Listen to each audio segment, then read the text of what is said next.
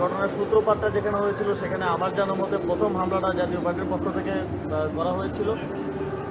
আপনি 16 বছর ধরে 17 বছর ধরে এই দেশে একটা ফ্যাসিবাদ কায়েম করার জন্য যেভাবে সহযোগিতা করে গেছেন, তারপরে জুলাই গণঅভ্যুত্থানের পরে এই ধরনের দৃশ্যটা দেখানোটা আমি মনে করি যে এক ধরনের বোকামি এবং রাজনৈতিক দিক থেকেও এক ধরনের বোকামি কার্যক্রম।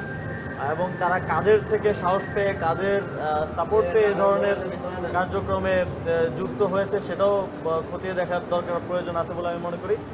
তবে যে কোনো এই ধরনের ঘটনার ক্ষেত্রেও আমি মনে করি যে এটা নিয়মতান্ত্রিকভাবে সমাধান করার প্রয়োজন। কোনো রাজনৈতিক দলকে যদি নিষিদ্ধ করার দাবি ওঠে, ইতিপূর্বে সরকার সেটা বিবেচনায় নিয়েছে।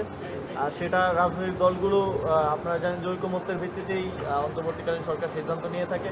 রাজনৈতিক দলগুলো সে বিষয়ে দাবি জানাতে পারে, কথা বলতে পারে। তবে যে কোনো ধরনের ভ্যান্ডালিজম অবশ্যই সরকার নিরুৎসাহিত করবে এবং এই ক্ষেত্রে যথাযথ আপনারা দেখেছেন যে সরকারের পক্ষ থেকে, আইনশৃঙ্খলা বাহিনীর পক্ষ থেকে বিভিন্ন জায়গায় নিরাপত্তা নিশ্চিত করার চেষ্টা করা হয়েছে।